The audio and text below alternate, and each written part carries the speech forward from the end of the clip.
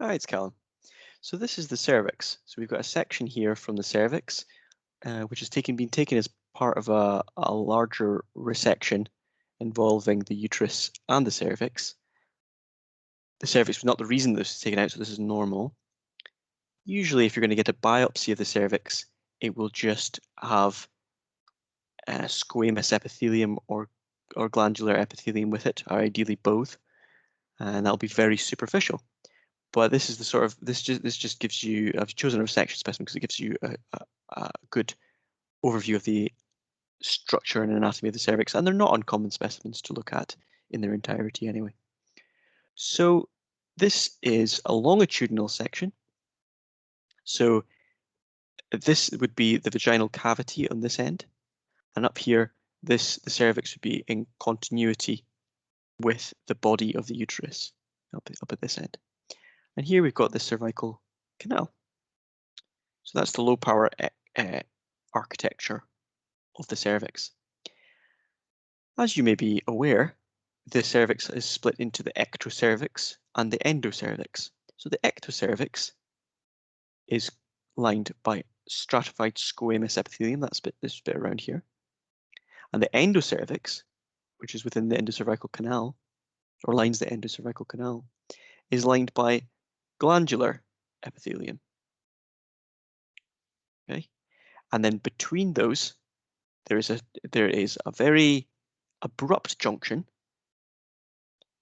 which is known as the transformational zone, and that is the point of metaplasia, where the stratified squamous epithelium turns abruptly into simple glandular epithelium, simple columnar epithelium.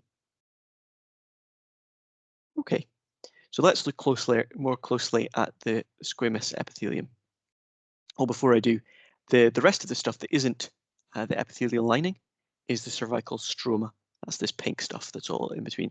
It's a sort of fibromuscular stroma, which is a mixture of sort of connective tissue collagen with smooth muscle cells and fibroblasts. Okay, so if we look at this squamous mucosa first of all, let's have a look close up. So much like the squamous mucosa that we saw in other parts of the body, for example, if you remember when we looked at the esophagus or the skin, this is again stratified squamous epithelium, which has a basal layer that hugs the basement membrane, where the stem cells are that replicate and mature to give the more superficial layers of the squamous epithelium. This is non-keratinizing squamous epithelium, much like more akin to what we have in the esophagus. I think the other thing to say about the ectocervical squamous epithelium is that it has this sort of quite prominent basket weave pattern, and the cytoplasm is very clear. That's because it's glycogenated. It's full of glycogen, and that's quite prominent in the ectocervix. And that's probably all there is to say about the squamous ectocervical epithelium. So if you follow that down, then we get to this area. So squamous, squamous, squamous, and then this area where it looks sort of squamous, but you can sort of see also, it's stratified epithelium that has a squamous look, but it's also got areas where you can see within the cytoplasm there are occasional mucin vacuoles. So it's kind of this is the transformational zone where there is metaplasia happening between squamous epithelium and mucinous columnar epithelium. And then you can see the transition into simple columnar epithelium, within which you can see it's a wee bit blurry here, but you can see mucin vacuoles, because this is mucinous epithelium. It's producing mucin. And over here, it's a bit more obvious. Got more mucin here. These little, sort of almost a bluish hue to the mucin. But that's because it's the columnar mucosa, mucinous columnar mucosa, that lines the endocervical canal. So this transformational zone is often the bit that gets biopsied, and this is the bit that we're often interested in because it's the site of HPV infection.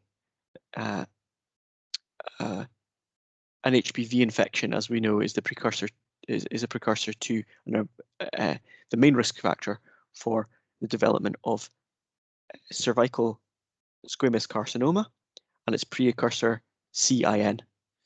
And that's the basis, that forms the basis of the cervical screening program, is cytology, or historically was cytology followed by biopsy, and once that has been confirmed, the patient will get further excision treatment to excise the CIN, or if they've got if they've found to develop invasive carcinoma, they will proceed to have a radical hysterectomy. Okay, so that's the stratified squamous mucosa, or stratified squamous epithelium of the ectocervix, and the columnar, mucinous columnar epithelium of the endocervix that lines the endocervical canal. And underlying that, there are these endocervical glands, which are mucinous. They've got small basally located nuclei that are purple, and then cytoplasm full of this kind of slightly bluish material, which is mucin, and they're mucin producing, and they're normal.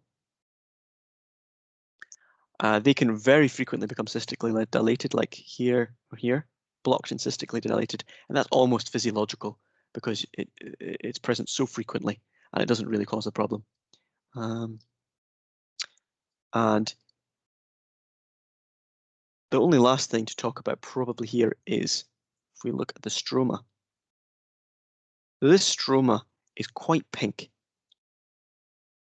and it's fibromuscular stroma. So if we looked around, we'd probably find some smooth muscle cells, and there's lots of collagen fibers and probably elastin fibers within the connective tissue. And that stroma is quite pink at low power. And this brings me back to what I was saying earlier when we talked about the appearance of the endometrium.